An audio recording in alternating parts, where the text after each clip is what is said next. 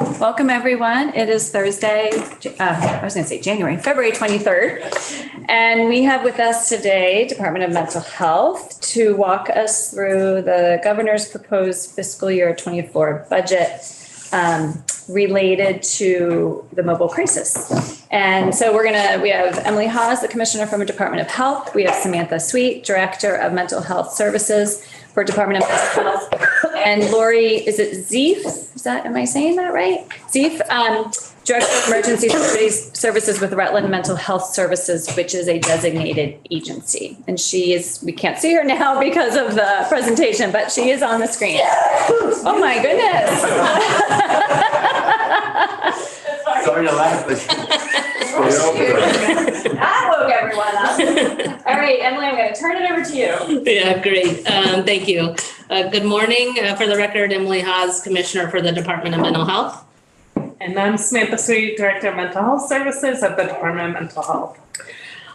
So we are going to be talking a little bit about the initiative for mobile crisis response, which falls under sort of our guiding principles around supporting our communities when and where they need it. So we've talked about our regional and statewide crisis call centers, 988. The 988 line is currently answered by 2 different entities and answering calls for Vermonters at around 86% of the time. The other time gets switched over to a contractor in New Hampshire. 86 is quite a jump from last year, so we're proud of that, and they saw record calls since the national campaign for 988 started. We also have what we're going to be talking about today right now is the crisis mobile team response, so someone to respond, and then somewhere to go, such as a psychiatric urgent care or other alternative to EDs. I think yesterday you might have heard about the Northeast Kingdom Human Services project in the Northeast Kingdom. So before we get too far into it, I just wanted to give some data related to calls and services provided by the designated agency system. So what you see here are services by primary program. So the blue is the children, youth, and family services. Yellow is the community rehabilitation and treatment. So that's adults, also called CRT or CSP, depending on which agency you're working with. Then adult outpatient. And then the red is emergency services. And you'll see that there's quite a striking jump in services delivered by that emergency service program. You will also see that there's a decline in services related to children, youth, and family, as well as adults who are enrolled in the CRT program, the Community Rehabilitation and Treatment. Go ahead. Just a quick question on that, Emily. The numbers here are cumulative, I would think, right? You add them all up and that's the total number? No, it's the services delivered in that year. Okay. So let's take the first. These individual calls into the call center, is that what? Yeah, like a build service. Okay. Is that accurate in your lens? Yes. Okay. Yep, so it could be face-to-face, it could be calls, it could be all services. Oh, all right. So it's all things. So, All but, things delivered under that particular program. Yeah. okay, so, but still, are those things cumulative? So you add up 10,048, 6,541, and add all those up, and that's the total number. Of people. Of people accessing served. services Yeah, for I those just wanted particular Make programs, sure I yeah. understand. Okay. yeah, And those are limited to services that are being provided by our designated agency system, an SSA system, specialized service agencies. So we know that there's a host of other folks who are accessing services within our private network. But those are the cumulative, yes. for How that. many of the emergency services really belong with 911 and not you guys? That's a good question. We're going to talk a little bit about the differences between the different types of response Gotcha. for folks who are experiencing a crisis. So let us get through our crosswalk, which I think will Absolutely. answer some of that for you, and then we'll come back around. So I just want to clarify one point you made. This data pertains to designated agencies only, Yes. As opposed to what? as opposed to, you could look at emergency services and think we're talking about hospital emergency departments or people going to a private entity to receive treatment. So this is people connected to a designated agency and receiving their care through that place. Yes, great. Thank you. Designated agency or an SSA. Yeah, specialized service agency. Yep. Sam, do you want to add anything else to this slide? No, I don't think so. I think you covered it really well. I think what was highlighted. Sorry, it's not been a normal morning. Bird song, I was like, ah. We appreciate the background. It's very calming. It's very calming. That's what it's supposed to be. It's working. I just have that all the time. Anyway, I'm sorry. That's okay. I think the only thing that I will add is Emily referenced this, but we are alarmed with how many emergency services are being served now, where we're seeing a little dip in our regular services. So that was Right. notable. So the dip is nowhere near the increase. Right. So you're serving more people through the emergency services is really at the bottom line, Yes. right? So Daisy has one comment and then I'm gonna have stop questions because we have to get past the first slide. Understood. So when I add up the endpoints of each of these 4 lines, it should equal the number of clients served that I see when I go to the VCP page, right? Total clients served, which on their site is like 36,000 or something. I can let VCP answer for what's on their Sure. website. I think when I think about this, it should be pretty close. Okay. But I think getting into clarity around, somebody could be in a CRT program and also be served by emergency services. I'm not sure behind the data what that would look like from how they show theirs and how we show ours. So maybe that's something that they can answer. There are Bernita? other service lines that aren't on here maybe. Julie, do you have a quick answer to this? Can you introduce yourself? Julie Tester, Vermont Care Partners, and Dylan Burns, Director of Mental Health Services, can jump in if you'd like. There's overlap in this, and also we have other programs. So when we say we're serving over 30,000 people, there's mental disabilities, there's CPI, there's crisis Got preparedness, it. there's grant programs. Thank you. Thank you, Thank you Julie. very much. Okay. Slide 3? Yes, please. Let's do it. And so we wanted to provide a snapshot of where those emergency service hits are currently happening. So this is across the designated agency system. I do want to point out what jumped out to us is with HCRS utilizing 90% of those via telemedicine. We have some follow-up to do. I think that's a coding. I'm wondering if they might be coding that where the clinician is versus where the person they're assessing is. So we need to get some additional information. But I wanted to call out that number because it is much higher than some of the others. But you're seeing that a vast majority are happening in the office and/or emergency department. We have some agencies who are getting out into the community, but our focus is to start turning those services away, not turning them away, but shifting those outside of an emergency department response. So can I just clarify too? So the emergency room numbers or when a designated agency is connected with someone in the emergency room. There could be people in the emergency room for mental health treatment that are not connected to a DA that would not be on this. There could be. They don't always call a designated agency screener when somebody presents in an emergency room. If there is a decision to seek hospitalization or a higher level of care, then likely they're being screened by an emergency services clinician through the designated agencies. Okay. Can you hold it? Got the slide, but Go ahead. I don't know all your acronyms, so I'm Oh, sorry sure. about where all these places are. No, that's okay. Yeah, so I'm just a little confused about how we figured that out. Sure. So CSAC is in the I'm not asking you ADSIN. to go through it because, So where there's a map I'm sure that we have a map in a previous Yeah. slide of all the Places around locations. Nicole can send something. Thanks, Nicole. Great. Nicole, you switched off of Sorry, Nicole. PowerPoint. On purpose. Oh, yeah, because we're going to crosswalk. No, not right That's part now. of our presentation. Oh, it is. Oh, sorry. We're all wild today.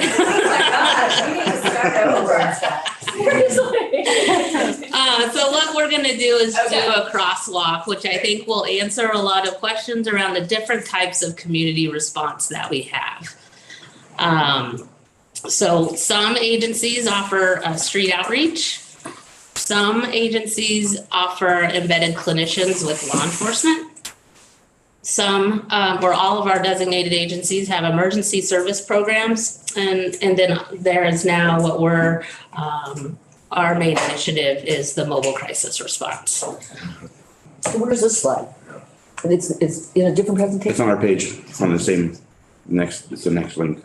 No, a different slide, a different presentation. Thank you. It's it's like an appendix. Got it.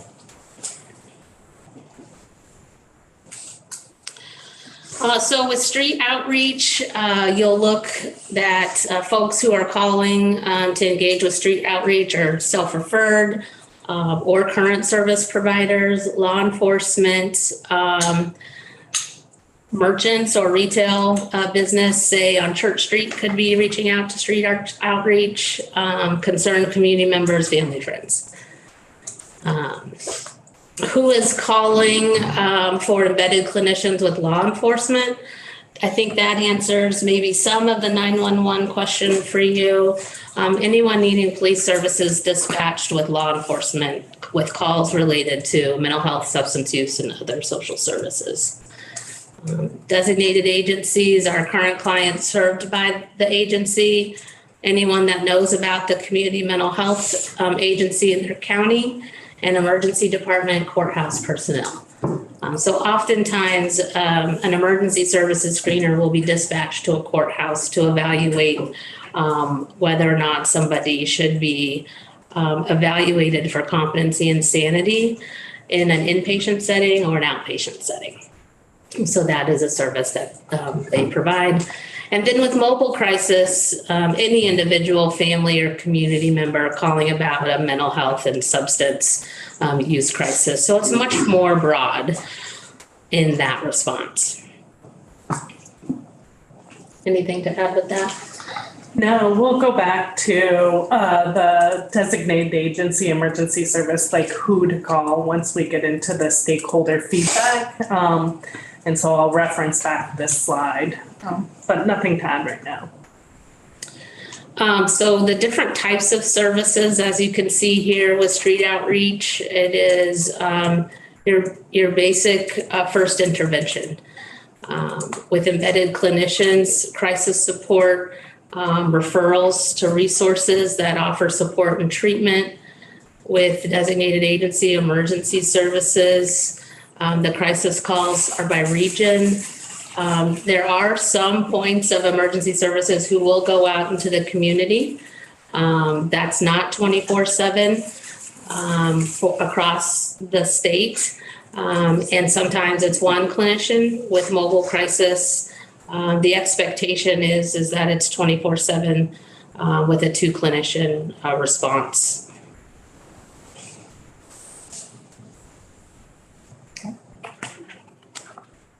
like I said, with street outreach, that varies. It's mostly during the daytime or high traffic areas. Up to 40 hours a week with the next entity, which I think was law enforcement. Yeah, clinicians with law enforcement. And then with DAs, it's 24/7. Oftentimes a DA though will get dispatched to an emergency room for an assessment. Those individuals are typically on call.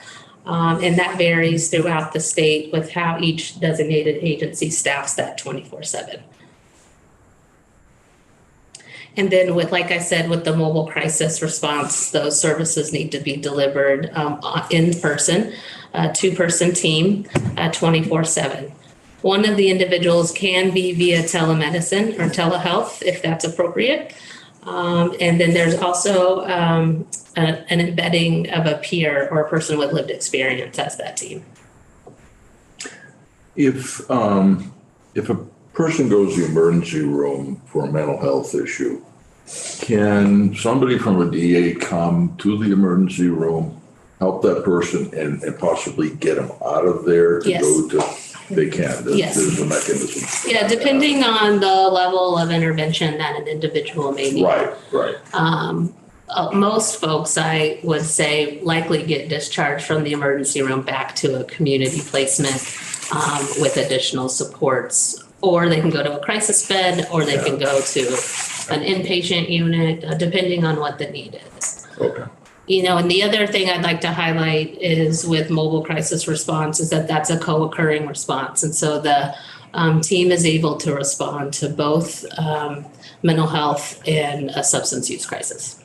Now, beyond Rutland, what mobile crisis group do we have? Is it they?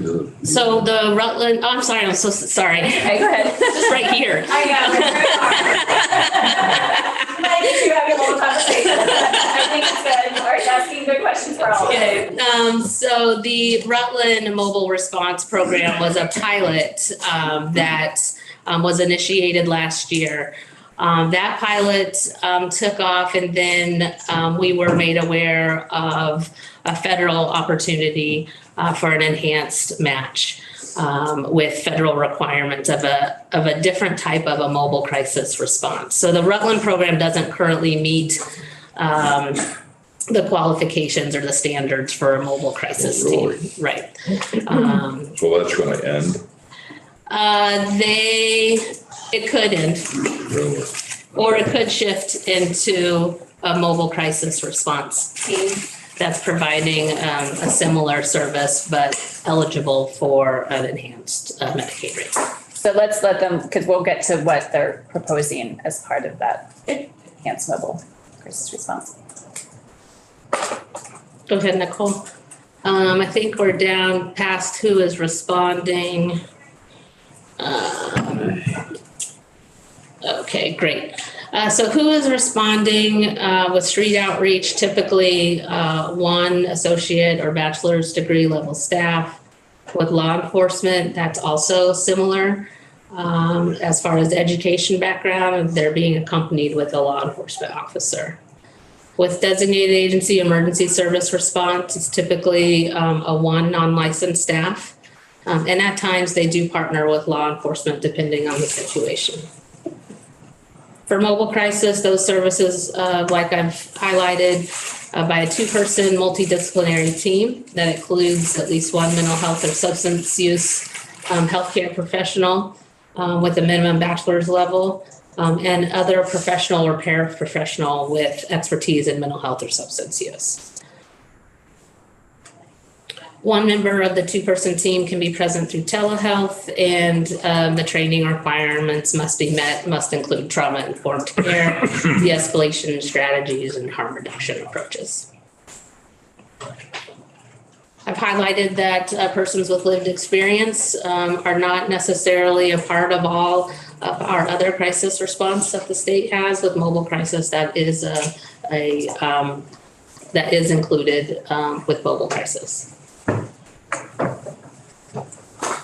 Medicaid, how is the program funded? With street outreach, Medicaid, 54% FMAP, as well as mental health block grant dollars. With embedded clinicians with law enforcement, the Vermont State Police fund that through their general fund. Emergency services through a designated agency that also fund through Medicaid match. And then with mobile crisis, our current initiative, there's an enhanced match of 85% FMAP through March of 2027.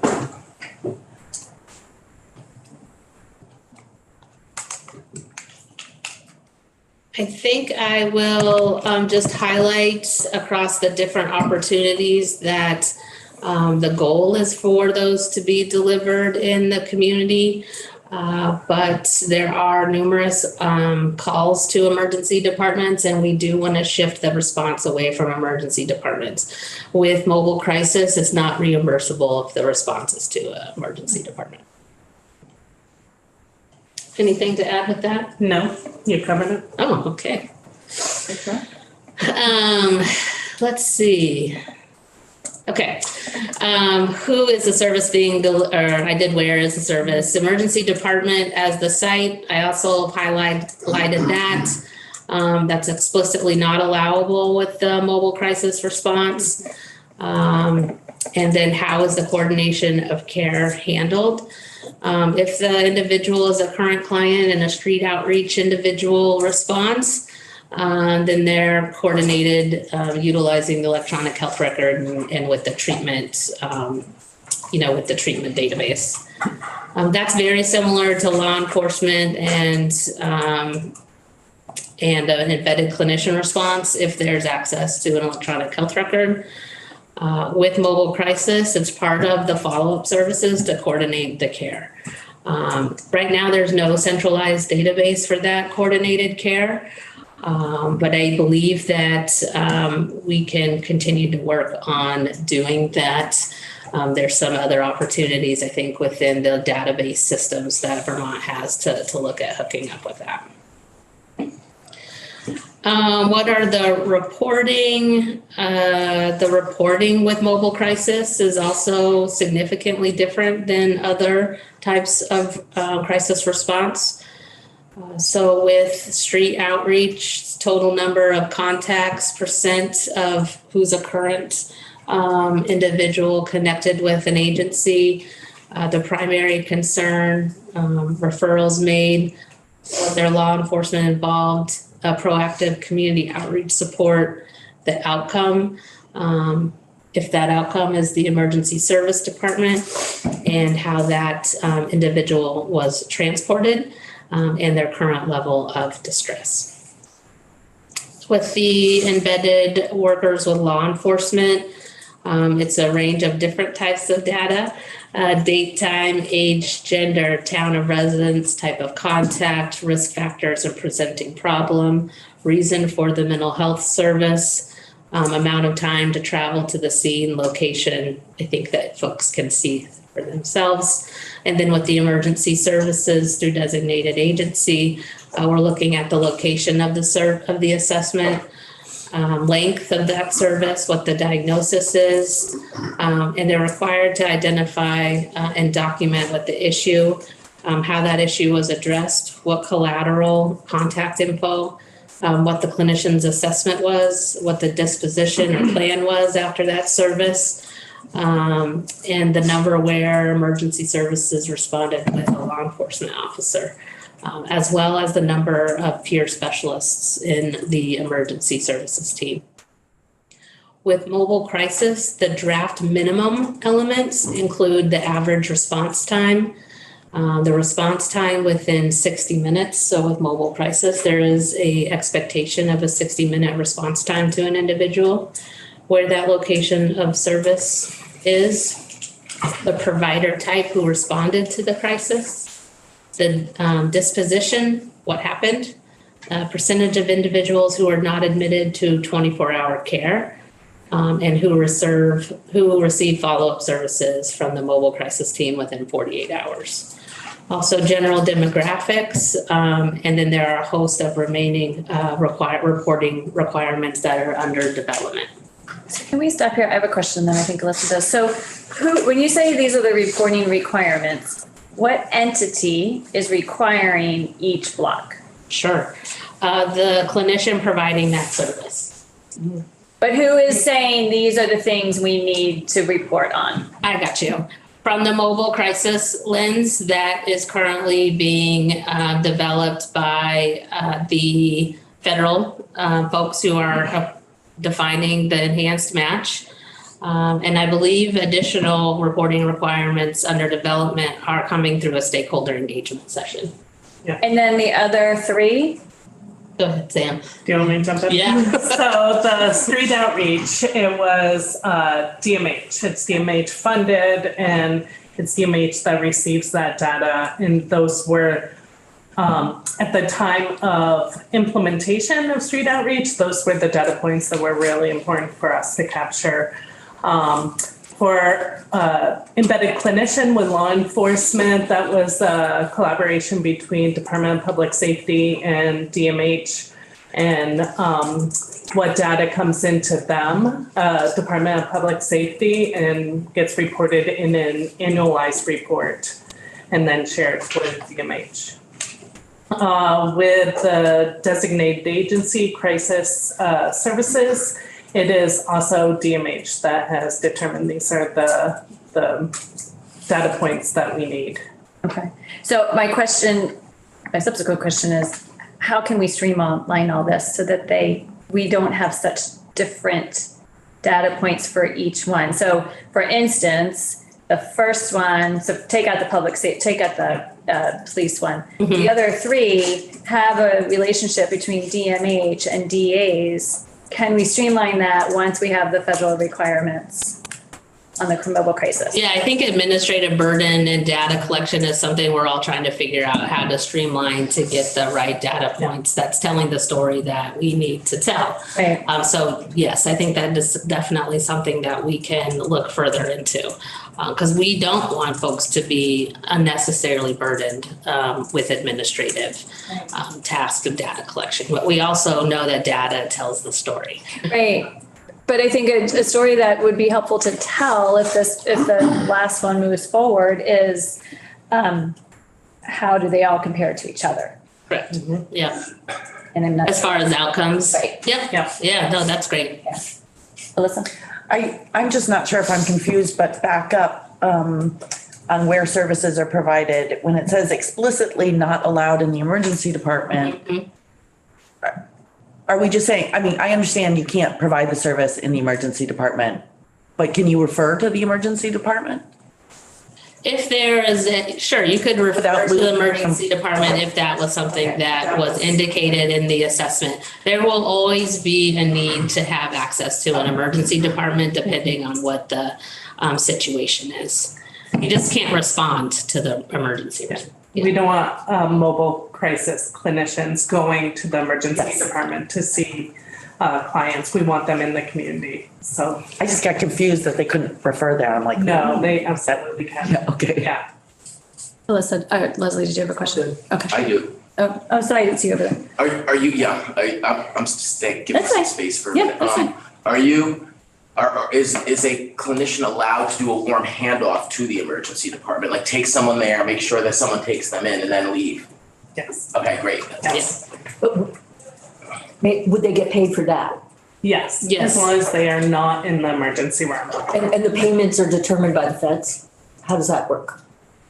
So that gets more complex, but to give a quick, do you Go know ahead. this Go ahead. better than I do? We'll see. Might start stumbling. So we, DMH was able to contract with Health Management Association, which is, we call HMA. And they have an expert that has been able to come in and analyze the data from the DAs as to how many services they provide, what the 85% FMAP reimbursement, the match, and has come up with a calculation to each service. So it's one hit and it's one reimbursement. So it's not per hour with mobile crisis, it's per hit. So if it takes 45 minutes, they get this amount. If it takes an hour and a half, they get the same amount. So you may want to change hit to touch. Yeah. Just saying. And I think our end goal is to start to shift that curve a little bit where there will always be opportunities for folks to need an emergency department. Our plan is that if we can intervene earlier and where people are, that will impact that the disposition is to the emergency department. Because even if somebody's next step is voluntary inpatient treatment, they can wait for that from their residents if they're safe to do so. So I think that that would be our goal, is that we really do want to shift the traffic that is going into the emergency department. Okay, thank you. Oh, sorry. Didn't there used to be, and I might be remembering wrong, but that private insurance and Medicaid had different requirements about where a person could go to inpatient from? Do you know what I'm talking about? Yes, there was some historical parameters around pre-auth. And we've worked with our private insurance providers that those pre-auths are no longer required. Somebody doesn't have to wait in an emergency room to have access if they have private insurance. And they don't have to for Medicaid either? Mm-mm. Thank you. Only if they're voluntary. There are, if somebody is involuntary, that means that they're not willing to go and they've met the dangerousness threshold to themselves or others. And so that person wouldn't be safe to discharge to wait from home. But we have been working with our emergency services teams to work with emergency department clinicians to discharge folks home if they're safe to do so, to wait for an inpatient bed. Okay, Topper? I'd like to go back to page 1, if you don't mind. So page 1 of this. Page 1 of that. Gotcha. Where it talks about where people are embedded with the police. Correct. Is that just state police? What's the average? It says up to 40 hours a week, typically weekdays and daytime hours. So what's the average? Do you have that? I don't have that off the top of my head. Do you? Average.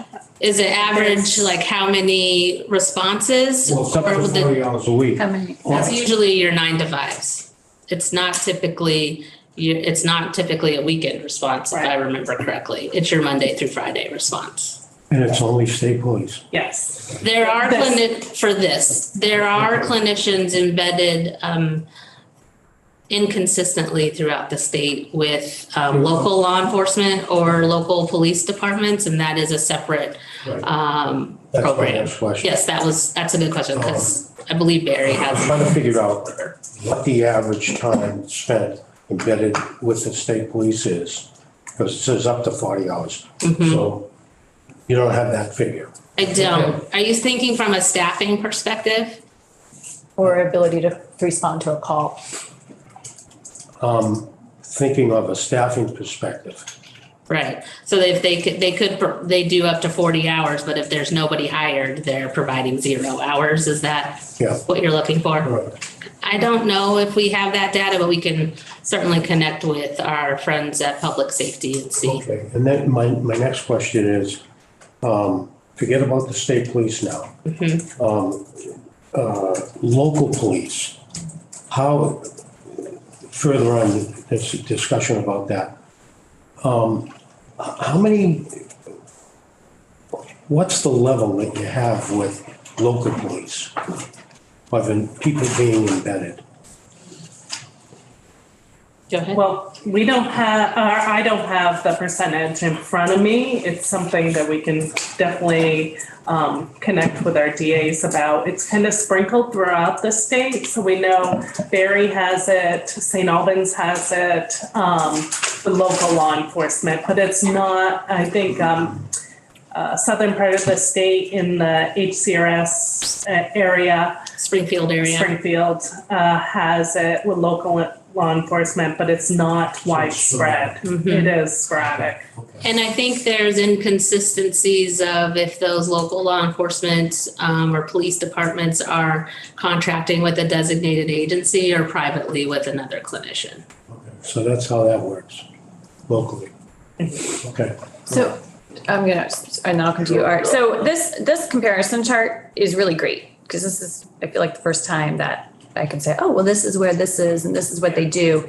And this might be a collaboration with Department of Mental Health and the DA system, but it would be great to have one more row that says the location of where the services are available. So for instance, street outreach, you do have that, Chittenden and Washington County. Oh, like what county? Right, and so then embedded clinicians with the state barracks, but could you also have, so the 10 state barracks, there's someone there, but then what about in the local community? And then I think it is all 10 have the emergency services. So even if it seems repetitive, but even if you just put all 10 agencies, so we know, and that the counties that are covered. So more than the agencies are the counties that are covered. So okay. Just say like, I've often looked at your map of where every DA is, but I've always said, oh, I want to lay on top of that what services are in each of those areas. So this kind of gets us there. So that would be helpful. I'm looking at Nicole. So thank you. Yeah, I looked over at Nicole too, because we have been engaged in a process of identifying that a very similar sort of map to services. Because, there are mandated populations, but then our DAs have other business lines outside of that, and those look different. Right. So we are working with our partners at VCP on identifying those for each area. So, and then like an ultimate goal, and this is not really for you, but would then be, so then can we layer the FQHCs on top of that and where they provide mental health services and like layer upon layer of getting to a document that says who's being helped by what entities where. Two of this. Okay. Wonderful, Nicole, thank you. Art? Yes, going back to the reporting required, okay, that's Yes. the right place. Do the clinicians that go out and see the folks actually sit there with a clipboard and do this? What does the administration look like of those reports? Do they then take that, is there a specific form they get and then they go back in the computer, enter it? What's the mechanism there? Because like others said, I think there's really, this is a place we might be able to save somehow, save some time and people. Do you want me to jump in? Sure. So I will say every designated agency does it a little bit different. Stop right there. Why that way? See, this is, in my 3 years here, all I've heard is this, everybody's different. Yes. And I don't get that. Yeah. Can't we say? So Art, we will be having Vermont Care Partners with us later and you can ask them that question. Oh, okay. Yeah. With you. Yeah. But anyway, 3 years let's keep going. Yes. You can, go ahead and answer the question if you can. Well, probably VCP can probably answer it more better, but I know some agencies will do like a Survey Monkey, and that will get them, it's PHI information, it's just like location. What is PHI? Protected health information. So any kind of confidential information. So they'll do a Survey Monkey to get that data, and others will wait until they get back to the agency or to the barracks and plug in the information. Others do it during the follow-up service. But there's so much, they must have to sit there and ask the patient all of these questions. There's a lot here when I look at what it is, and if you look at them, we try not to have it to be where they need to gather that information during a crisis. All right, I see. It's really like, where are they going after the crisis? What is what are the risk factors that you're assessing for? So this is why training is so important. So when someone goes out into the field, they're kind of asking the questions and gathering all that information during their assessment and then plugging in that information after. So it's not a clipboard asking questions. All right, it isn't. It's something you And they must have a list of questions they know to ask. Yeah, Just like when I look at client demographics, I don't know how deep you go into that, but I mean, there's a lot yeah, that could be there asked. could be, yeah, Okay, so it's not standard then. no, And these report, if they go down these lists of things that you require them to have, is that, but they all do it a little different. yes, Okay? yes, All right. Great. Thank you. yeah. How is this oversight managed by the state? So with the street outreach, we do, we are provided an annual report. And then those contract administrator, the oversight for those particular contracts. Similar with our embedded law enforcement with the Department of Public Safety. With emergency services teams, the Department of Mental Health Care Management team interacts with emergency services and reviews all folks who are being placed for involuntary clients who are waiting in emergency rooms. Also, we provide qualified mental health professional training every 2 years. That's the training an individual needs to receive in order to determine whether or not someone should be referred to an inpatient facility, voluntary or involuntary. And then our designation reviews. That's how the state is currently overseeing those programs. And then with mobile crisis, the Department of Mental Health staff will have the oversight. And we are engaging in a stakeholder group around, other types of appropriate oversight for that project. Guys, a real quick question. You keep saying street outreach on the first one. Does that also include the community mental health teams that are in the 5 communities in Chittenden County? It's like we have Essex and not Burlington. Because Burlington I know is like specifically called street outreach, but I think the other areas are community mental health teams. Does that include that? I don't think it does. I think the street outreach is just the street outreach with Howard Center. Am I right in that?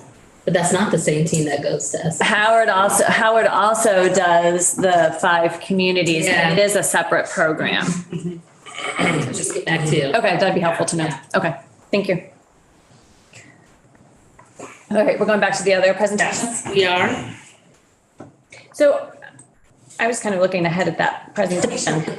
And I think what we might need to do is take a moment and level set why you're before us, before you get into the stakeholder engagement process. So for instance, you have received the grant or you applied for the grant and are waiting to hear just a high level context of why we're here. Sure. Do you want to give the history of how this is unfolded? Yep. So DMH had, in collaboration with Department of Vermont Health Access, received a planning grant to do this work. And so there's an implementation group that has included Vermont Health Access, the Department of Mental Health, Department of Aging and Independent Living, and Department of Child and Family. Trying to not use acronyms. So I know it's hard. It's hard. And so together, combined, we have been working through this process to the point where we could pull together a request for proposal and worked with Department of Health Access to through the planning grant to determine that we could get the 85% Medicaid match for these services. And so we recently put out the request for proposal, the RFP, and one of the biggest things we're looking for that is different is looking for a statewide response. And so that will be very different than how the state of Vermont has functioned historically, which I think is hard for all of us to wrap our heads around. What does that look like? How will that function? And so, anyway, all that work happened through the planning grant, and we're at the phase of we just completed the scoring for the request for proposal. So I just want to back up. So the planning grant, you applied to the federal government for the planning grant. Yes. You received that. You've worked through this process that we're about to learn about. And you have approval to receive the FMAP enhanced match. We do not have to go back to the federal government for anything at this point. It's a request, put out an RFP, and then we as a legislative body and administration have to determine if we want to fund it. Okay, Yes. great. Thank you. Wanted to just level You set that. summarized it much better. No, that was great. I just level set for everyone Yes. why we're here. Okay, great.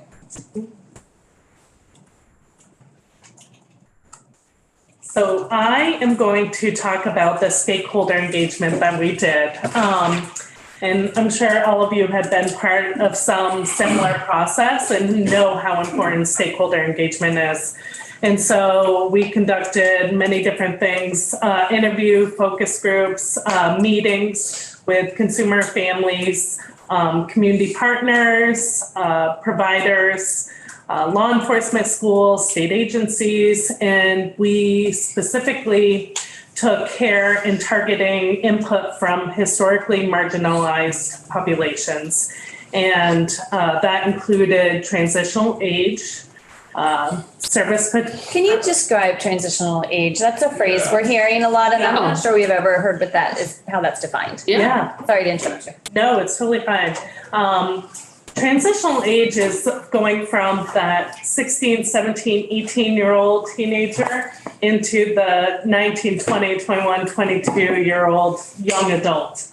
And for anyone, that transitional period is really tough navigating the children's world and being a child to then being an adult and making your own decisions and signing your own forms, and going to the doctors by yourself and all of those things. And so in particular, a client could be 16, 17, 18 in the children's world at a designated agency and may need to transition into adult services. So that could be community rehabilitation and treatment. It could be seeing an adult therapist. So it could be seeing the psychiatrist by yourself for the first time because now you're 18, 19, 20-year-olds. And included in that is if someone ever gets hospitalized, you're now going to an adult unit versus a youth inpatient. Thanks. Say youth inpatient unit. And so those are very different services. And so that's the transitional age group that we're trying to figure out. I think as a state, we do very well with children and we do very well with adults. And I think we struggle with the transitional age. And sometimes we'll have youth turn 18 and they want nothing to do with services. They've been in services all their life and they're out, they're done, and they are out on their own. And so we're trying to figure out how to engage that age group differently than historically we've always done. Brian? So, from my experience working mostly with transitional age youth, I feel like the greatest challenge is housing, and it's that transition from either DC. Maybe it's because I work mostly with DCF kids, but like that transition from custody to just being thrown to the streets essentially. And I'm just curious, like, I know it's going a little outside of the realm of mobile crisis, but like what role the lack of housing and the lack of not just housing, but supportive and transitional housing options for youth plays on the demand for crisis and the emergency room, you know. Yeah.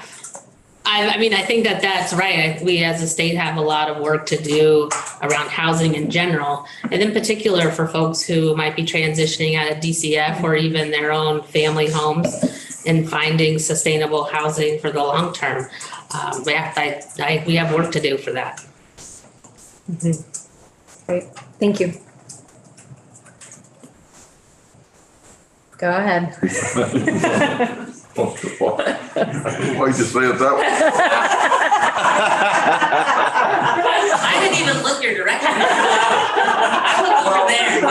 I'm looking at your list. It says the state specifically took care to target input from historically marginalized populations such as in hospitals, state leaders, schools? Yeah, I feel like I this don't get list, that. yeah, this list, we included everybody, and it shouldn't have, I'll say it's a typo, that we should not have Okay, all right, included okay. all of those in Then a marginalized yeah, all right. population, because they're not. And we know Okay, all right. marginalized Just populations wanted to in bring it up. hospitals I and don't state feel leaders. and- marginalized, but maybe I No, am. that's kind of the We're about confusion. to.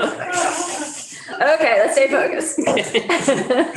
I think we looked at these slides so much, we didn't pick up. Sure, no, I certainly get it with all you do. Yeah. Yep.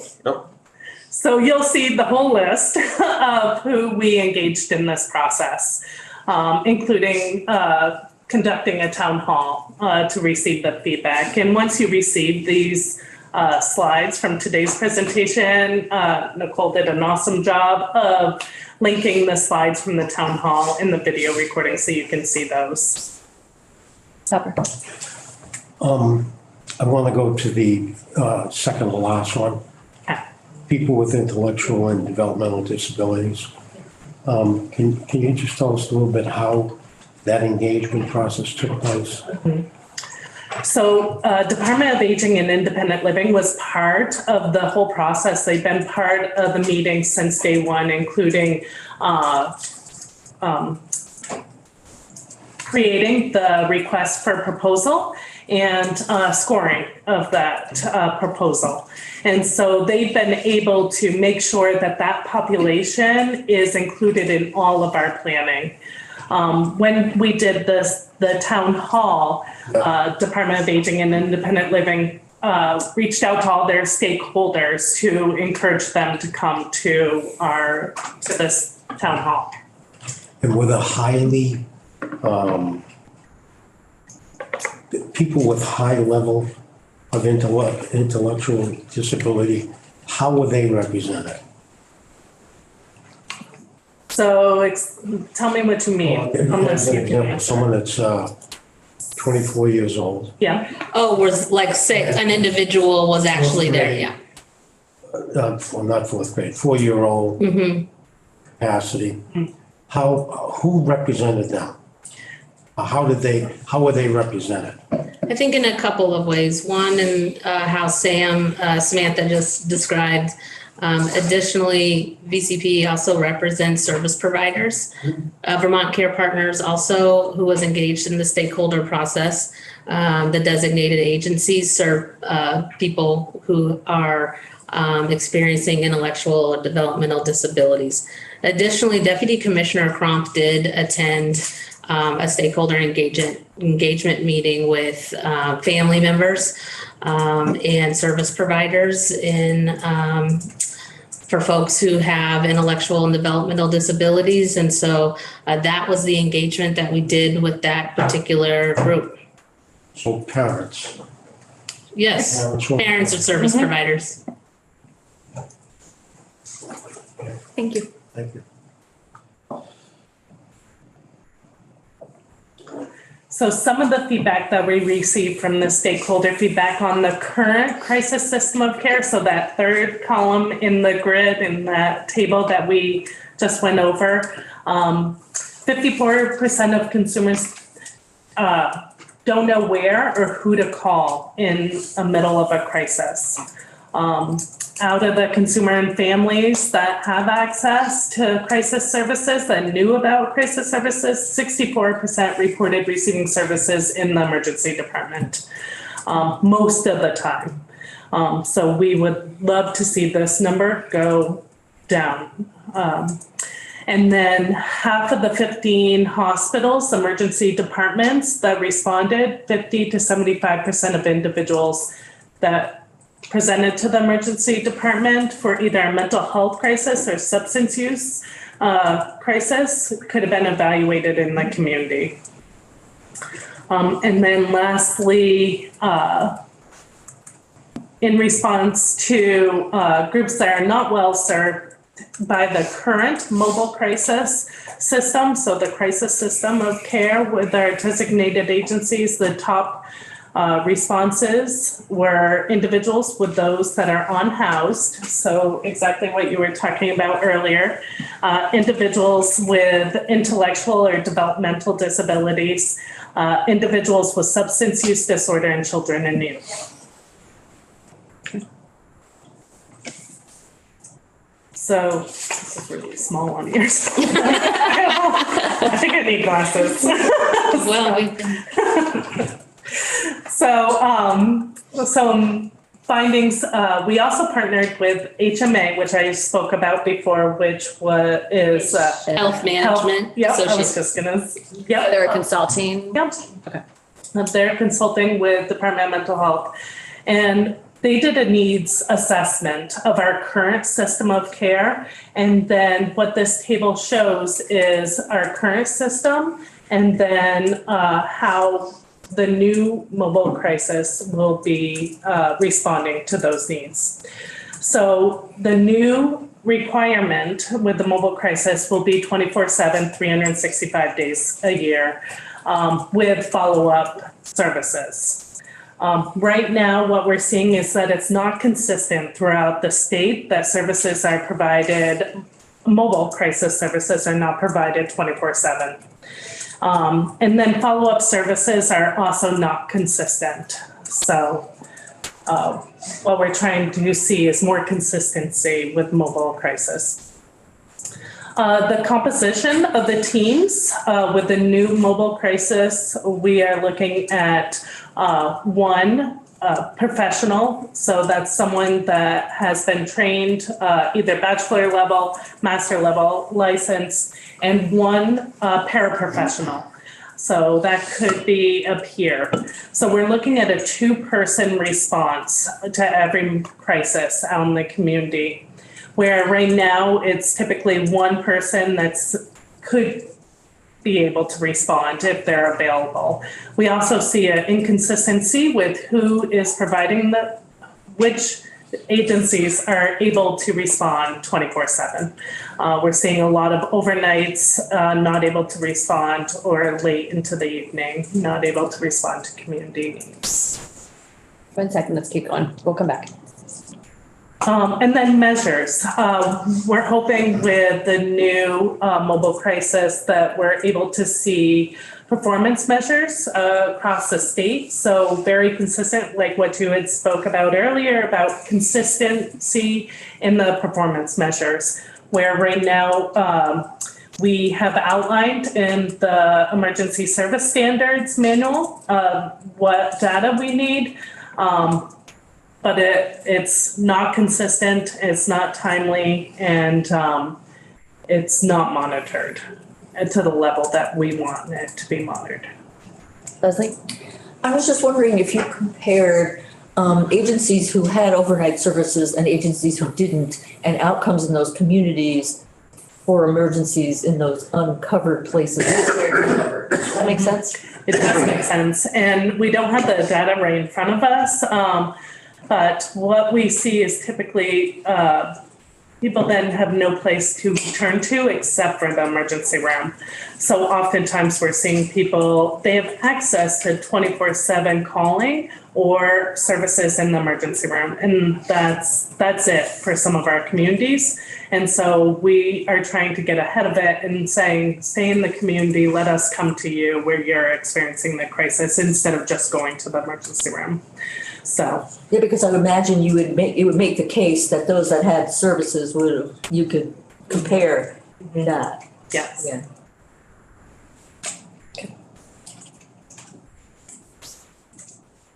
Okay, so this transitions back to me. This is also very small and I have glasses, so.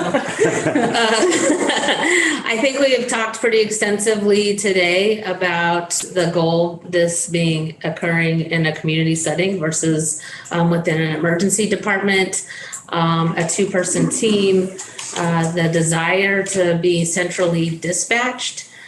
Some states have coordinated their 988 and mobile crisis teams together.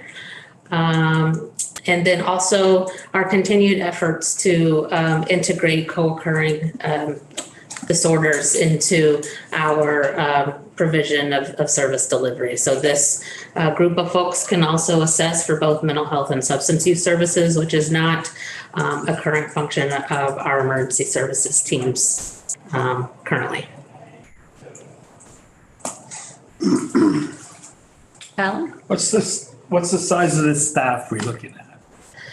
So there's two staff components to this. The next slide will outline the state staff required to oversee a program like this. And then we can talk about the teams of folks who are responding out into the communities. And I think that can look a couple of different ways depending on, how the rollout is.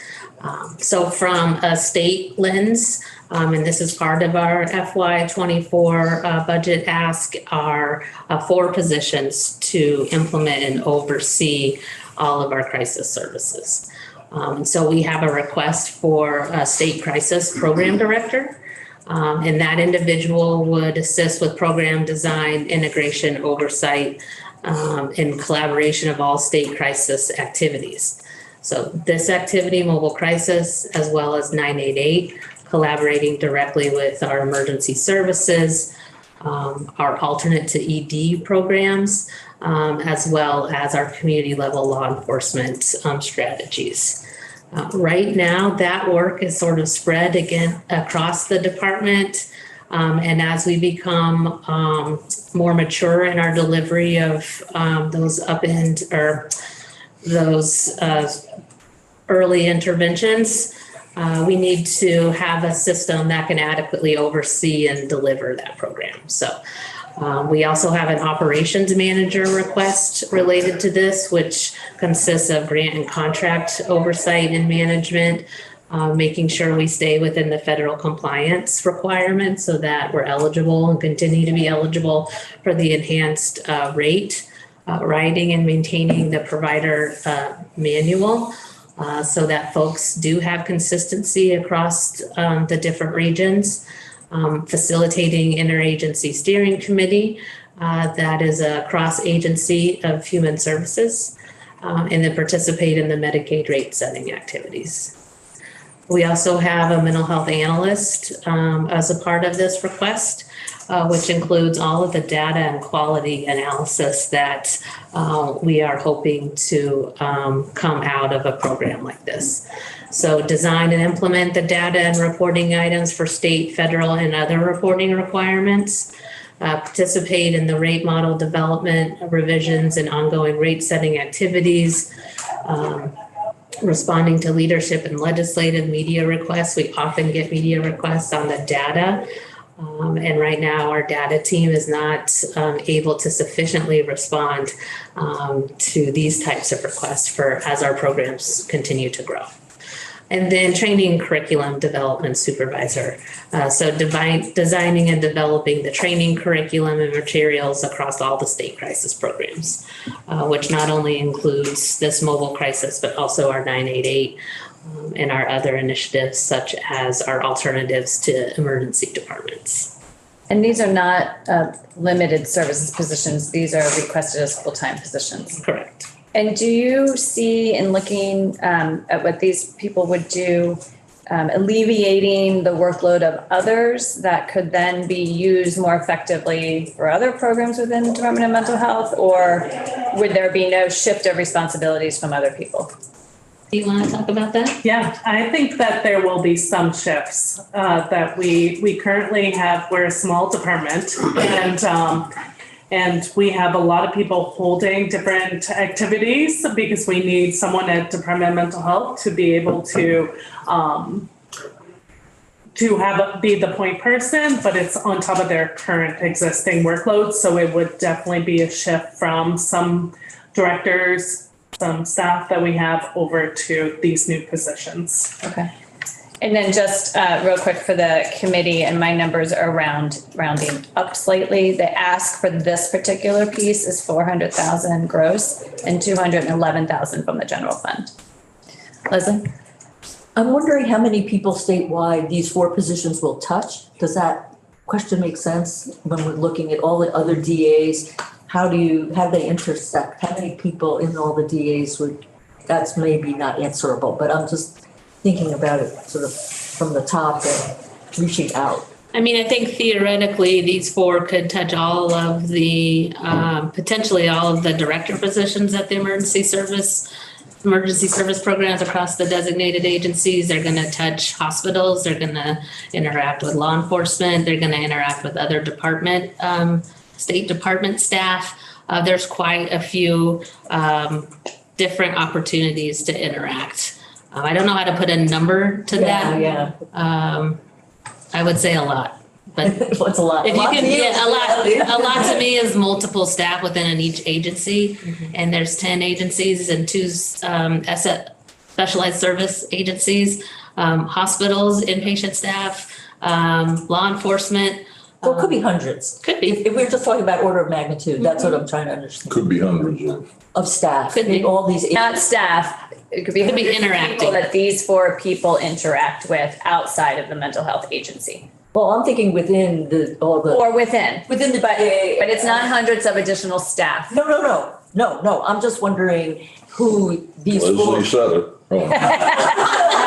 I'm so powerful. Yeah. No, I was just wondering, yeah, I think that is, so it sounds like hundreds of staff in all the DAs are gonna have some touching from these people, is what I'm. And I would define DAs in that as loose, right? Because it's DA staff, it's hospital staff, it's Beyond community DAs, level, Yeah. it's law enforcement staff. So it's beyond, it's all statewide that these positions are gonna touch who are working on mobile crisis. As well as interacting with other state and federal partners. Yeah, hundreds is what I'm getting my head around. Thank you. I think you said we needed 100 more staff. No.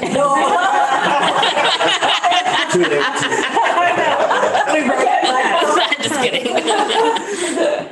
Actually, my question for you, Lori, you mentioned 400,000 roughly, but I'm looking, just so I'm clear where this is, I'm looking at this Yes. here and I see 3.3 million. Yes. So there's 2 components. There's 2 asks of this. So included in that 3.3 is this ask of the 4 positions. Okay, And then there's an ask for about 3 million gross, 1 million gross. Again, I'm rounding up a little bit on both of those to run the program, and we'll let right. them. Beyond the positions to have the program. What was the general fund amount? For the 4 employees, 211,000. 211, okay, thank you. That's in the DMH narrative on our website under Emily's name. I see one thing that's missing, and maybe it's gonna come up later on. The paperwork, the administrative paperwork that goes along with all this stuff. I hear from people who work in the field often that they can't really serve the person the way they want because of the administrative burden that they have for this paperwork they have to complete. Can you talk to that a little bit?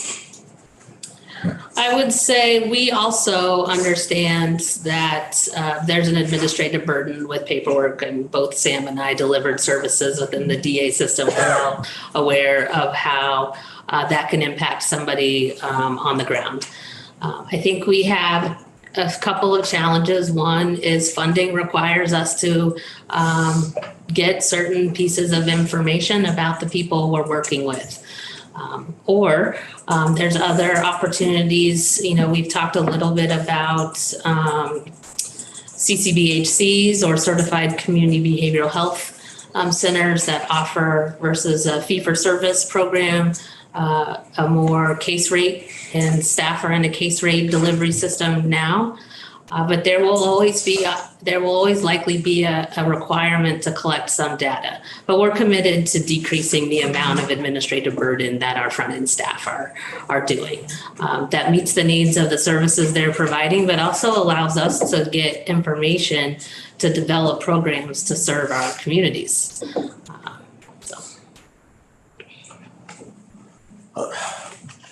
Okay, I hear what you're saying. Yeah. I'm wondering if there's a way with the modernization that we have, that staff person doesn't have to go through all those things that someone else has gone through the day before, someone else in the emergency room has done. Because they tell me that it's the same questions. Not Yes. all of them, but there's a part of it that's all the same. Yep, and the person on the other end of those questions is experiencing that as well. Yeah. And I think electronic health records was a first step in trying to make that more consistent. I think a centralized database of health records with appropriate access to that could help with some of that administrative burden. I do think that there's ways that we can modernize how we go about getting information, which decreases the work on the front end staff as well as the individual that they're sitting in front of. And I agree with you. Yeah. That's why I was wondering Yeah, why there wasn't some reference to that, working on that, because I hear yeah, from people in different agencies, that's a challenge, we're working on it. And every time I hear a presentation, I never see no, that's good feedback. things in here Yeah, saying that there's some progress on it anyway. no, that's good feedback. Okay, thank you. Thank you.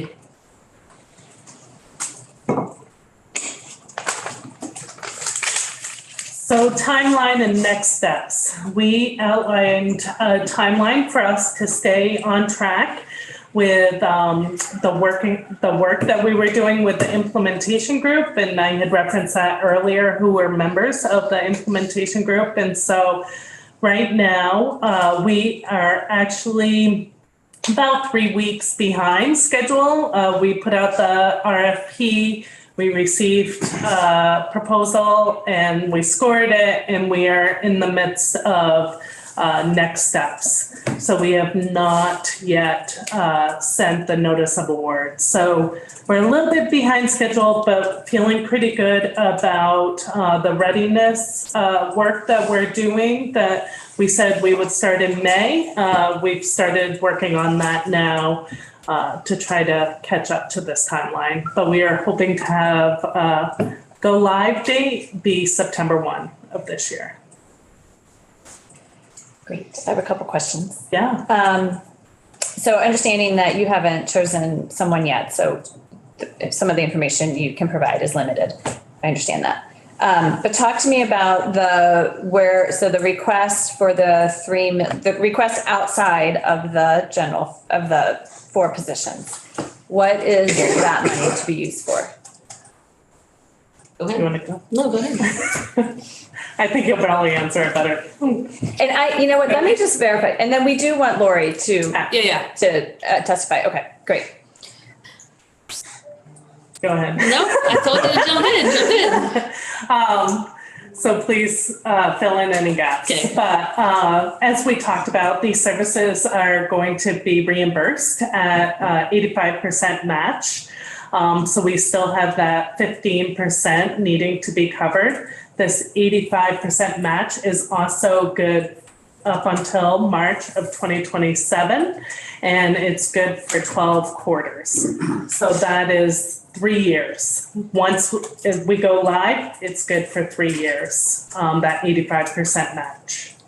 So I'm not a math wizard, but 1 million of 3 million gross is not 15%, right? It's more like 30%. So if you only need a 15% match, why are we asking for 30% of general? Can you fund? better articulate that or should we have Shannon articulate that? Yeah, I mean, well, some of this is we have half of this because we were funded last year Yeah, for 4.8. half of it. So we're only asking right now for the rest to go statewide. Okay, so we need a document. Gotcha. Succinct. So what has been provided? What do we need now? Is this for the whole program till 2027? Is it forever? So we need a lot more details on the numbers for us to be able to support this. So, and I really need it this week. Okay. And then what the money is going to be used for. So you have positions, and then you'll have some organization who's managing this. And so is the money going to that organization? Is that organization bringing in their own funds to it? So we really need a lot of details behind that. And then my other question is, and again, not knowing who will receive the work, how does this integrate with the current mobile crisis that's happening with the DAs? And we're gonna hear from VCP, obviously, Yes. in a little bit, but give me your perspective on how this is, are we duplicating? Are we? We're hoping that they are combined. So the designated agencies that already have the mobile crisis service, and all of them have some components of the mobile crisis services, they can now be combined with a new service to now provide those services as a two-person team. And that they can, so some of the staff that currently are working at the designated agency will be combined into this new service. So does that mean that potentially some of the designated agency staff will leave a designated agency and join this new agency? So right now with the RFP, we have one bidder. And that bid response was Vermont Care Partners and our designated agency system. That helps. So if that helps with part of that, I think, in all of our initiatives, the question around workforce and staffing is key. How are we going to be setting up another program with workforce challenges that we have? And I think that, we're all looking at delivering care to our community in an efficient way and getting the highest reimbursement. And that will cause us to maybe relook at how we staff certain programs and how we're responding more effectively to our community. So I think that there's a strong path forward here, even with the workforce. I think it will cause us to relook at how what our current staffing models are. And do those still make sense? And we're doing that every day at the hospital, at DMH. That's something we should all be doing. So that's. And then the other question is, so we had a presentation yesterday about the peer support credentialing. And I believe I'm correct in saying that this federal requirement is that we have peer support. So how do these two tie together, and can we do the mobile crisis without the peer support credentialing? So they do tie together. They absolutely tie together. And as peers could be one of the two that respond to the crisis in the community. And so we do want to see the peers to be certified so that there is kind of consistency and uniform way of training. And so we realized that by September, certification may not be in place. And so we are expecting to move forward with peers as long as there is the training in place to support them in this work, and then bring on the certification. So I had asked yesterday from the folks who were in to talk about this peer support to also provide a detailed listing of how the money is going to be used. I think it's really important for both of these proposals to point to the other and why it's needed, and then the timeline for each. That, to your point, even if we don't have that credentialing, to have the training program that will or won't meet a federal requirement. So if you can bridge these for us, that would be really helpful. Yeah, that sounds great. Okay. Daisy and then Art. I have some just really quick questions. One, do you say the 85% MAP is only through 2027 because you're writing this into the SPA? And the second question is this the same as MRSS that Laura was advocating for, and we have all these wonderful materials? What's MRSS? Mobile Response Support Services. And then the other one is, does this initiative respond to requests from schools and youth in school settings? That's a lot of questions. I forgot your first one. Let me hit the middle one, because that's the easiest. It is a different type of program. The Rutland program of mobile response that was in a pilot all of last year doesn't meet the federal requirements. Got it. Can I take that? Yes, you can. So with the enhanced FMAP right now, the 85% we're allowed to pull it down for up to 12 quarters or 327, kind of whichever comes first, March of 2027. After that, it's not clear, right? So there's a possibility that the federal government could choose to continue the enhanced FMAP and we would continue it for like another cycle. It's also possible that the enhanced FMAP would return to the normal state FMAP rate, which would be right now about 54%. Under CCBHCs, if we went in that direction, it would be 69%. So it's still kind of a little bit of a question, but if the FMAP, if the federal percentage goes down, of course, the general fund has to go up, yeah. But I know, Sorry, and go ahead. I noticed that you're writing it into the state plan amendment. Do we have to do that? The state plan amendment for the mobile crisis, the new benefit, yeah. And there was something about schools. Will they be responding to schools? Could they? Yes, absolutely. They could respond to schools. We had to talk about, the implementation group talked about, does that make sense? And we landed on absolutely, it makes sense that they'll go into schools and hopefully keep those kids out of the emergency department or escalating even further. Great. Art, did you have a question? Yeah, so in order to get the 85% match, Rutland was out of compliance, and because of it needs to be brought up to comply, correct?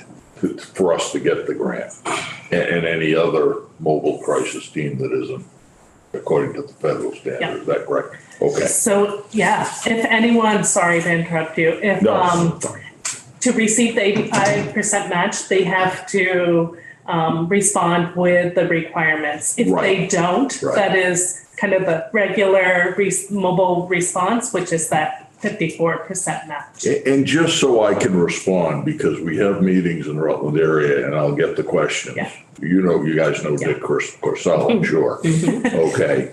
Has he been brought in to discuss, is he well aware of all this? Yeah, and actually Lori Zeep, who is going to testify next, is from Rutland. Oh, good. So she will definitely be able to answer a lot of your questions. All right, thank you. And Lori, I just had a question on the budget piece. So the 3.3 million ask here is 85% of that's federal? Is that what we're? No, we need to get a break. I've asked Nicole to provide us that breakdown. So right now, the ask of the 3 million is federal and general state funds. So that would break down to 1 million in their proposal is state funds. But that's 30%. I gotcha, all right, yeah. So that's why I've asked for a breakdown of the money. Gotcha. And before we go to Lori, and I know you have to leave, so I'm going to be aware of that. You talk in your presentation, you talk about the benefits of a new mobile crisis, but you don't really talk about the benefits of it being a statewide program. Could you touch on that, and then we'll turn to Lori? Yeah. Do you want to go first, or you want me to? You can. Okay. You alluded to this, last year we did receive funding for 5 regions. And that is, our goal still is to implement 5 regions. With this expansion, that gives us statewide regional access to mobile crisis. And so that means wherever you are in the state, you would be able to, call. In a perfect world, you might be able to call 988, and 988 would be able to dispatch a mobile crisis team to wherever you are. Yeah. And I think, that's where we'd like to go, because we know that there are pockets of our communities, especially in our more remote areas, that don't have access to services when and where they need it. So our goal is to provide a statewide regional response for this. Did that answer your question? Kind of. Okay. But do you feel more people will be served? Do you? Yes. I mean, like how does it impact Vermonters? Sure. Treatment to have a statewide system of care. Sure. Yes, I do think it would serve more people. It also has an increased skill set for the individuals responding by being able to adequately respond to folks experiencing mental health and substance use challenges. So I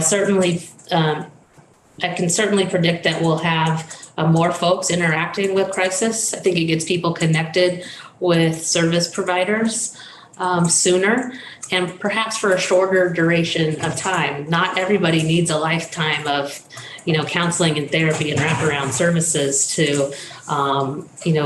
feel successful and live a happy and healthy life. Most folks really have small bouts of interactions with the mental health system, do skill development, resolve, and move on. And so our goal is to reach those folks sooner so that it doesn't progress into a much more serious condition. The only thing I'll add is we're looking at a standardized way of responding statewide instead of a very individualized approach now.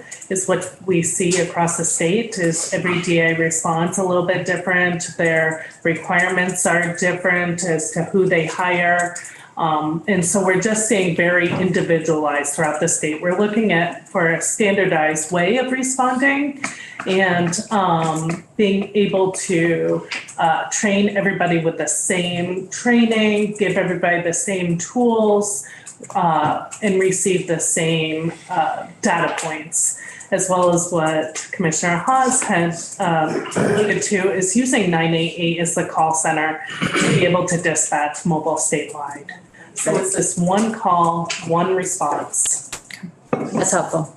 Can I just add just one thing too? Because I want to direct you, I did also include in the appendix some information from the statewide needs assessment. And just to Sam's point, like the agencies right now and across the state, like they do have an individualized approach, but I think what we heard from our stakeholder engagement is that people don't always know who to call and that the needs of the state across the state are pretty similar and they need that kind of similar approach. So we're taking that really from our stakeholder engagement information. Okay, which I think you said you included some links to some of that. Yeah, in the end, I think, yeah. Okay, great. Bobby's looking at it right now. Great, thank you. All right, let's move to, thank you, Commissioner, for being here. I know you have to leave. Quick. Super quick question. Did you say how many proposals you received? We did. We received one proposal. Yep. Great, thank you.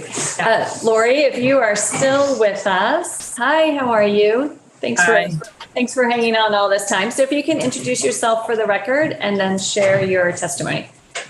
I'm Lori Thief. I am the Director of Crisis Services, Emergency Services for Rutland County. I work for Rutland Mental Health Community Care Network. I am a licensed independent clinical social worker. Relatively new to crisis, started with crisis when I came here to this job, but have been a licensed social worker for more years than I care to comment on. Long time. We won't ask. So I prepared something to say, and I'm gonna also, I've got lots of notes scribbled all around the page to maybe help respond to some of the questions y'all have had. I'll say some things that I think I'll disagree with Emily a little bit, but for what it's worth, this is my take on it from a boots on the ground perspective. I think I'll just start by responding to the most recent comment that I think there's a downside to a statewide response. I think Sam's comment about standards statewide all being the same is great. I think a statewide response, there's a huge loss when we think about our familiarity with the people in our community and our familiarity with the resources we have in our community. So I just want to kind of start with that take on things. And I want to tell you that in December of this year, I wrote an email to our executive director, who you all just mentioned, Dick Corsell. I think at the time within the context of the RFP, feeling somewhat defensive about the suggestion that currently DA-based emergency services teams don't do mobile crisis, because we absolutely do mobile crisis. I think most of my colleagues, and Dylan and Julie can clarify who isn't, but I really believe strongly that most of my colleagues, we are performing mobile crisis response all day, every day. On the day that I wrote to our executive director, I said, we had done 8 assessments in a 24-hour period. 3 had been at the ED. 1 was out in the middle of nowhere, Wells, Vermont. 2 were at our offices, which we have in Rutland, beautiful crisis offices, new, comfortable. 1 began in the community at a PCP office and then went to the ED due to the clinical needs of the client. And 1 was done remotely while the client was in the ED. I had clinicians coming in early to help us respond in a timely manner. And the case that began in the community happened to be a DS client, that's developmental services. I did this little talk to my adult daughter last night, and she said, I hope that everyone knows all these acronyms, Mom, because I've never heard so many in my life. So our director of DS, who I have speed dial on my phone, I was able to reach out to her. She was in the process of mobilizing her DS team to come out and meet us. So picture this, DS client is out in the community in a mental health crisis. The DS professionals come out and meet with the crisis professionals. We work together to get this person where they need to be.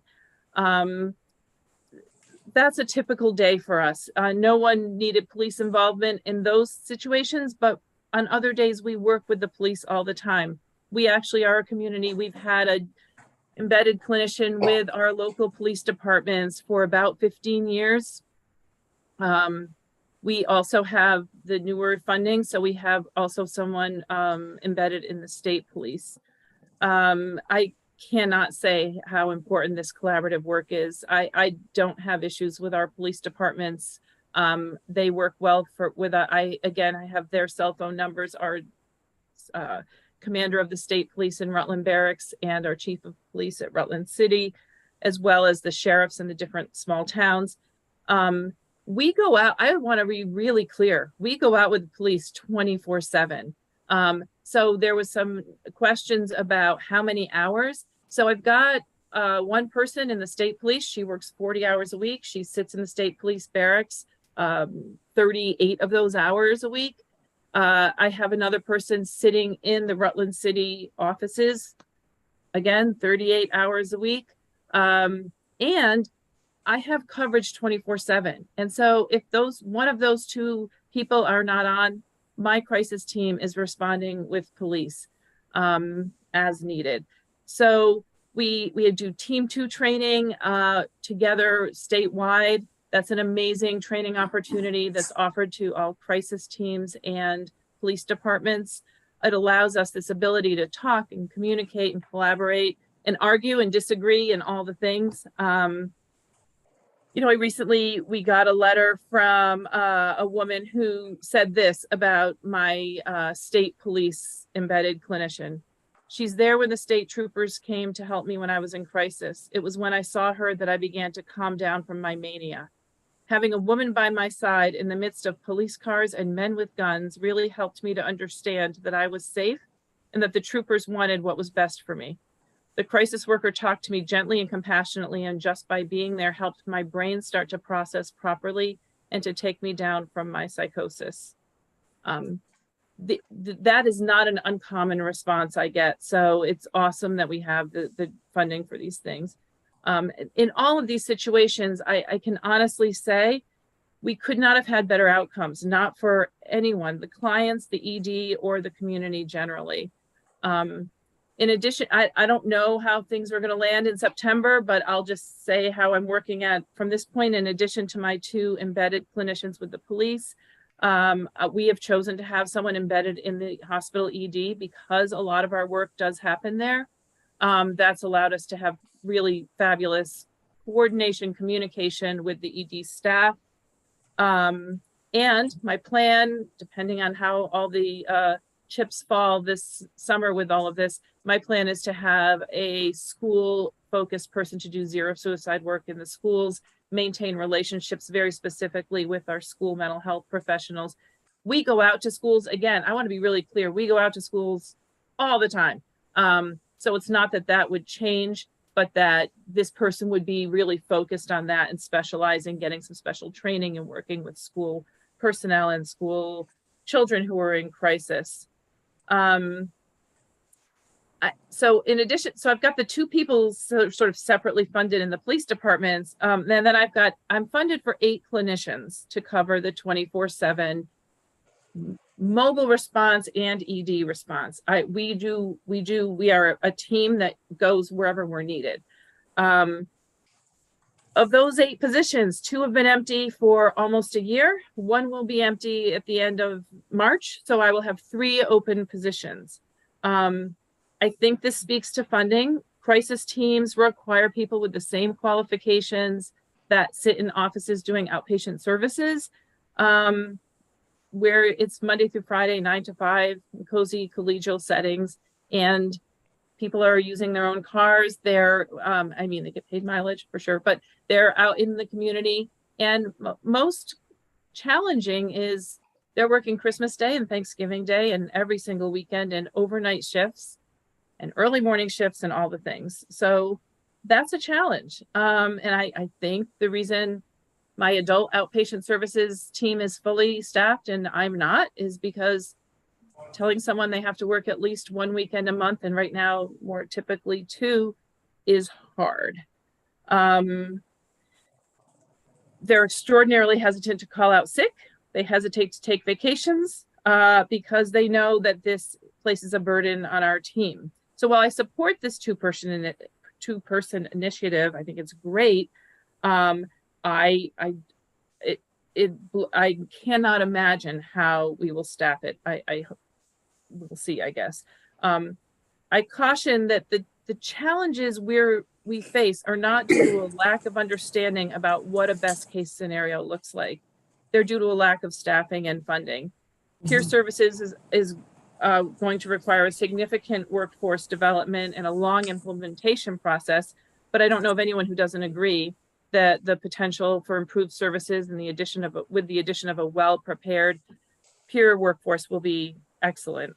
I have a bachelor's level paraprofessional on my team. Not everyone does, but because I have her able to do follow-up services, understanding that if someone's working, we're covering 24/7. I don't have typically someone in my office Monday through Friday or to provide follow-up services the next day for someone they saw.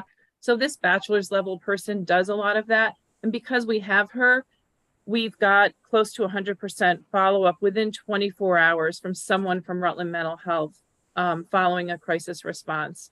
I strongly encourage funding for more paraprofessionals, and peers I think can be used for this too on crisis teams to help start what is often sort of a repetitive crisis cycle that a lot of people have.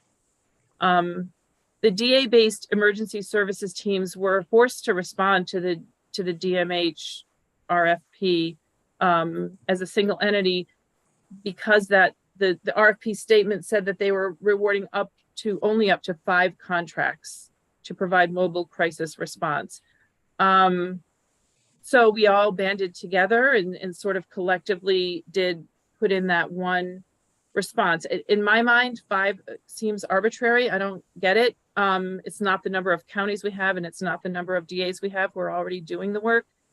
But it was the only proposal submitted, and my understanding is that it suggests in our collective experience as feet on the ground people that it would cost many more times what the state is anticipated to provide the level of service we're looking at. So I'll leave it to you all to decide how that's going to work. But I wish that we could make to Sam's point about standards. Yes, I wish we could make a list of priorities, many of which I'm confident that DAs, DMH, AHS, all of you would easily agree are important and reasonable goals. And then look at each existing crisis team to see where they are in meeting the metrics and where increased funding can move us as a state toward achieving consistency and balance. I personally would suggest that painting a state with the geographic and economic diversity that Vermont has with one brush moves us in the wrong direction. I think what we want are comprehensive and seamless services. My team does warm handoffs to our DS team, developmental services, our SUD team, substance use services, our outpatient teams every day. That's what we do. We pick up the phone and call case managers, clinicians. Someone doesn't have substance use services, our team at Rutland Mental Health will respond in the moment. We don't see adolescents there, but we're putting together a program. They're reaching beyond what they do now to help us meet the needs. It is happening, and we're working hard because we know our community, we know our resources, we know our clients. I think that, you know, the DA system, it may not be perfect, but objectively it can and often does provide an incredibly well-oiled machine. I've got the directors of all of our programs in my cell phone. They have mine. I can call them on a Saturday at 8 o'clock at night and say, hey, there's a DS client out in the community. She's standing in traffic. What do you want to do? And we work together to work on that. I understand that this funding is tied to federal rules. I just want to point out what I see as some challenges. I would suggest that when we separate mobile crisis services from ED services, this is going to entail a high cost with little to no gain.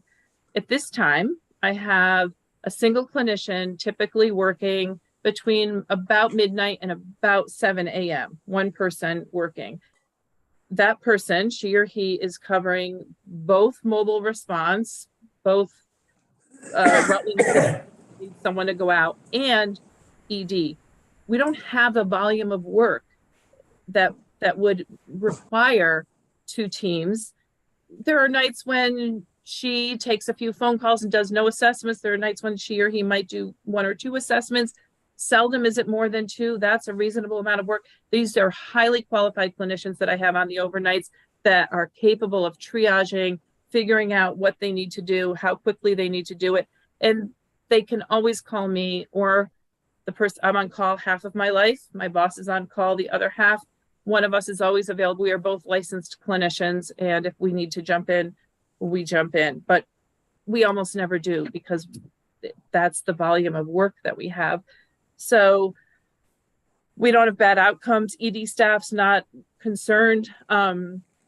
Most of the overnight assessments are done at the ED, and most of them are done remotely, because that can happen in the moment, and it is fast and it's efficient. But a lot of times, because we can't reach collateral contacts, family members, therapists, schools, and whoever, police, or we don't know yet when there are going to be open beds in hospitals. A lot of times the work continues on into the morning, and then there's a warm handoff between my overnight clinician and my morning clinicians, and then they're there at the hospital or wherever to meet people and continue the work. So I worry about how we're gonna staff, honestly, first of all, and then I worry about people not having the amount of work that makes sense. The other option is, and this has been talked about amongst the crisis directors, or do we do sort of a more remote, statewide, one person can cover several things? And I would just suggest that creates a big loss of just familiarity with people. A lot of the calls specifically in the overnights, but a lot of the work we do all day is keeping people out of crisis. We're responding to people that we know well. We know that Tony's going to be going to church on Sunday, and that's going to make him feel better. And that's what we talk about. We know who likes baseball, and that's what we talk about. It's all written in our EMR from their ongoing workers, from our team. And that's what works well.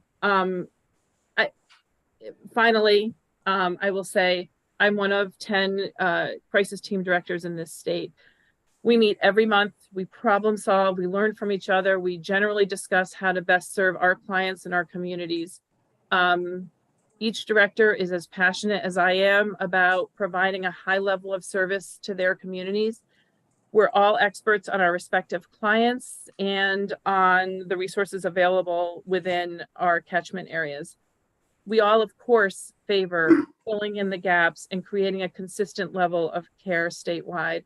In addition, we all fully support developing peer employment opportunities to enrich our teams. We are without exception highly motivated to provide exceptional care, meeting our clients in the best place in the moment, whether that's in the community, in their homes, at the ED, or remotely. And for a variety of reasons, those could all be the best place at the best time. The DS crisis teams, we don't, this is like a big thing for me. We do not routinely send people to the ED at all. We work hard not to. We have Rutland Mental Health. We have call first cards. We plaster them everywhere. This is our phone number. Call us before you go to the ED. We don't want kids in the ED, especially. We don't want people who aren't really ill in the ED. That is a very deep community culture that says, if you're in trouble, if you're struggling, go to the ED.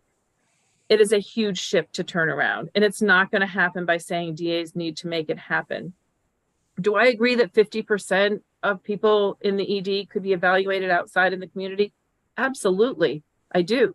But that's not where we're finding them. People come to the ED and then we respond, and we are often able to send them home with safety plans. I think it's going to happen over a long period of time by funding community-based spaces like the PUC program in Bennington, like the Rutland Mental Health crisis offices, increasing numbers of clinicians that are available. And again, I think that's a staffing / funding problem. And mostly it will happen over time with the trust and support from all of you to all of us who have feet on the ground and are doing our best to care for the people in our community. Yeah, so I'm happy to answer any questions. Great. Thank you, Lori. And I want to say foremost that this conversation that we're having in no way means that we do not appreciate and value the community-based services that you're offering. We do. It's been our system of care for a long time. And we appreciate each and every one of you, and we know that you're underfunded without a doubt. And at the same time, we need to ensure that all Vermonters have the ability to be served. And I would say, from what I've heard from you, Rutland your agency is doing very well because we did fund this mobile response. Partly, we did fund this mobile response in Rutland, but we don't have, I don't think, the level everywhere else but you. And so I'm going to look for DMH to get us some data by DA on people served in crisis. So I don't know if there's specific coding, claims data, but I would like to have that data before we make a decision. Thank you. Can I just say one more thing, though? The mobile response program that was funded in Rutland is going to be not funded, as far as I know, by the end of June, is not a part of crisis. And I think there's a lot of confusion about that. They're sort of the urgent care to crisis. So they are going out and doing work with families, children and families only, first of all. And it's not crisis work. If anything raises to the level of crisis, they're calling and referring it to my team. Okay, thank you for that clarification. I still want the data by DA area. So any questions for Lori? Go ahead, Art. Yes, I do. And first of all, thank you so much for your presentation. As a representative of 4 towns just south of Rutland, I appreciate what you're doing and how much services there are. I want to ask a question about, you said you had someone embedded in the emergency department or at RRMC. And it sounds like that's going to go away if we take the Fed money and have a mobile response team. Is that? I think my understanding is we'll have 2 teams. We'll have people working with the ED and we'll have people working out in the community. I think we are small communities at the end of the day. So that's where I worry about the bifurcating it, creating, I think, more people than we need in different places that we may or may not need them. But we still will have people in the ED. We still have to respond to people in the ED, and QMHPs, which is the Qualified Mental Health Professional certification that most of my team has. They all have it eventually. Those people will, I believe, be the people working in the ED. So when the question was asked earlier about transferring, so the way I think the new system would work is the community response person is out in the field, and then someone's quite ill and needs to be in a hospital, they transfer them to the ED, and then the new person in the ED picks that up. In my mind, that's not ideal. Rather than right now, my person's out in the community, goes out to see someone in their home, the person's clearly quite ill, or they call us and they say, I've just stabbed myself, and that has happened and does happen. And we say, okay, we're calling an ambulance, we'll meet you at the hospital. Or we go out to the home, someone's in crisis to the level that need to be in a hospital, we call an ambulance, they go to the hospital, and the same person follows them from one place to the other. Thank you. So this is a question for Lori or really anyone in the room. Have we gotten to the point within the discussions on, because obviously the RFP hasn't actually been, the award hasn't been given yet, about how we will, and I asked the question earlier, have there been discussions on how the two will come together? So we're not, the intent, our intent is to not have duplicate teams, right? That we are folding mobile crisis into one entity, I'm just going to use that word, but one program is probably better that meets the needs of Vermonters and can be funded appropriately because we're getting more of a federal match. Have those discussions been had? Because what I'm hearing now from Lori, which I understand, is a trepidation that, well, we're still going to do what we're doing, and then we're going to have this team over here, and how weird is that going to be? How far are we from being able to talk about this? Yeah, and so Like, that's the problem. challenge. Once you go through the RFP process, you have to cease all, the moment we posted the request for proposal, there's no more talk. So that's what we're lacking now, is talking to the proposed agency and to say okay, all these things. When is this going to be awarded? Hopefully soon, within the next week or two. Okay. Fingers crossed. Okay. So before this budget is finalized in this building. Okay. yes. Is it my understanding that only one agency responded to that RFP? Okay. Vermont Care Partners. One entity responded. One entity. Or is it statewide? Vermont Care Partners is okay. over all of the DAs. They're the association Okay, all right. over all the So- DAs, so which we will we're be talking hearing 10. from her in a little bit. All right, okay. I'll wait then. Okay. Can I just clarify something? Sure. Vermont Care Partners did not, Can you, Julie Testa, Vermont Care Partners, it did not allow us, we were not in a position, only providers could respond to the RFP.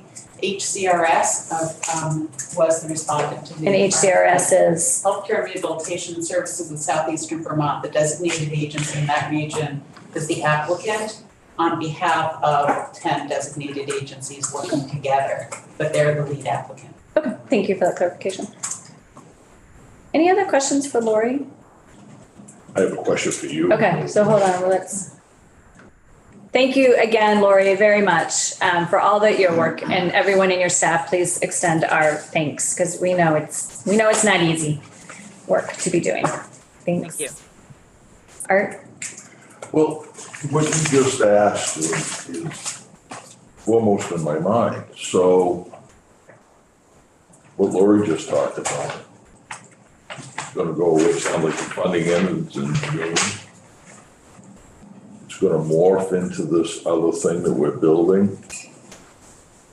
But it doesn't sound like, it doesn't sound like it's going, I share the same confusion here. So, and I think part of yes, there is confusion because we can't be given all the details because we're in the middle of an Gotcha. RFP process, unfortunately. So, Yeah, I get it. so our hands are a little bit Yeah, tied. Our hands aren't tied until the RFP is awarded, and there are discussions between the parties as to how the collaboration will work or how the whole program will work. We are a little bit limited in our decision making is the because RFP a bid yes, item? yes. So a request for Usually proposal. you don't go with one bidder, but I don't know. Well, we live in Vermont, in a small state, I know. and Yeah, I don't really want an outside agency bidding on it. So, yeah, I get it. so I think we have a lot more data to get from Department of Mental Health. We have some discussions to have here. We have Julie Tessler coming next, which I know she has a different ask and we want to make sure she has the time for that, but we can maybe spend a couple minutes in the beginning. But, you know, I think when I look at these, right, that's going to guide my decisions. So are we supporting and valuing our healthcare workforce? Are we aiming to be grounded in supporting a positive experience within the Vermont system of care? Are we empowering people to participate in their own healthcare to the best of their capacity? And are we really, for me, are we aiming to improve population health? Right? So are we, to me, this is a fundamental question of local control versus a statewide approach. And we have these discussions all the time in our committees. We have hospitals, we have school districts, you know, we have the DAs. And we as a committee need to really look at what we think will be best for Vermonters and how they receive and where they receive their treatment Including their pocketbook. of care, including their pocketbooks. If I can respond to Yeah, this. So, please. And if I'm wrong, correct me. Yes, one agency responded to this RFP, but they responded for 10 other agencies. So, and that statewide. Okay. Exactly. We may have no other choice, I'm sure there isn't, you know. So. All right, let's take a break. We can go off air. Claire?